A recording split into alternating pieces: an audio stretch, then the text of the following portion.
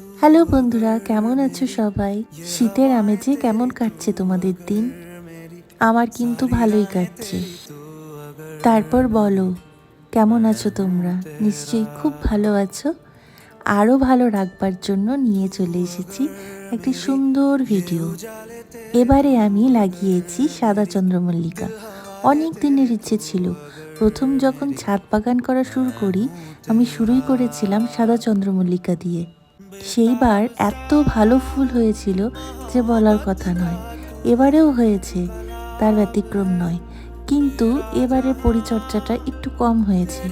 আর যেহেতু লেট করে লাগানো হয়েছে, তাই তেমনভাবে ঝাপড়া হয়ে ওঠেনি।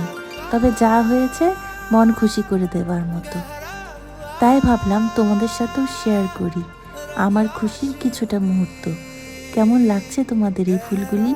কমেন্ট করে অবশ্যই জানিও। ভালো থেকো।